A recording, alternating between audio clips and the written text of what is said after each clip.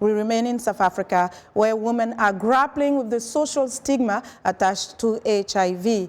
But community support groups and easier access to treatment are starting to change things. 22-year-old Clementine Mogameledi was born with HIV. She contracted the virus through mother-to-child transmission. It was difficult for her as a young girl to accept her status because of what people will say. It was very hard for me to accept my condition. I thought everyone could see that I was HIV positive. It was hard, however, after that experience, I realized that this disease is common, and we were also taught about it at school. Since then, I noticed changes, and that's when I became free. And I ended up finding a best friend, and I told her about my HIV status, and she supported me.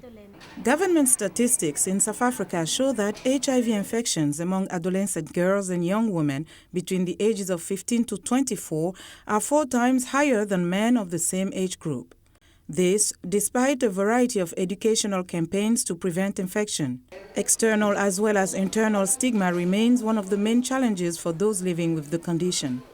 Dr. Ramnik Aluwalia is director head of the Higher Education HIV/AIDS program. The initiative launched community support groups that assist with easy access to treatment around rural areas in the province of KwaZulu-Natal.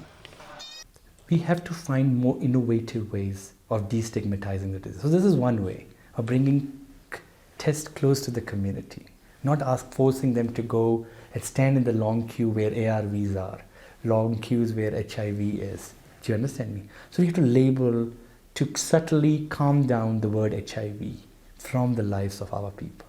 Chepiso Makume is a counselor at the Lombano Sanctuary, a hospice that looks after HIV-positive kids. Largely, there's a lack of understanding around how HIV is transmitted, and so a lot of the times women are seen as promiscuous, whereas perhaps then they got it through mother-child transmission, which is a lot of the cases that we see here. It's not any fault of the child or the adolescent, but it's largely because when the mothers were pregnant with them, they weren't aware that they were HIV positive.